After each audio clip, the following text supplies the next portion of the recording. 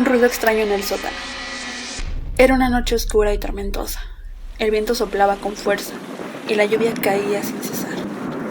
La joven Ana estaba sola en su casa, acurrucada en su cama tratando de dormir, pero la tormenta no la dejaba en paz. De repente, escuchó un ruido extraño proveniente del sótano. Al principio, pensó que era solo su imaginación, pero el ruido se hizo más fuerte y constante. Ana decidió investigar y se dirigió al sótano. Al bajar las escaleras, notó que la luz del sótano no funcionaba. Todo estaba oscuro y frío. De repente, una mano fría la agarró del hombro.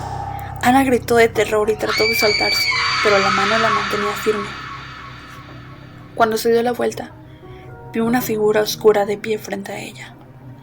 No podía ver su rostro, pero sabía que no era humano. La figura empezó a acercarse lentamente a ella, mientras Ana intentaba escapar sin éxito. Finalmente la figura la agarró y la arrastró hacia una habitación oscura. Ana podía oler un olor nauseabundo y escuchar un susurro inquietante que venía de la figura. Trató de luchar, pero la figura era demasiado fuerte. En la habitación, la figura la ató a una silla y la dejó sola en la oscuridad. Ana se dio cuenta de que había algo en la habitación con ella. Podía sentir su respiración en la nuca, pero no podía ver nada en la oscuridad. De repente, escuchó una risa siniestra y una luz brillante iluminó la habitación.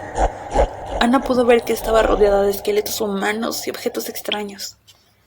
El olor nauseabundo se hizo más fuerte y la respiración en su nuca se volvió más pesada. Ana comenzó a gritar y a llorar, tratando de liberarse de la silla, pero era inútil. La figura oscura apareció de nuevo y comenzó a torturarla lentamente.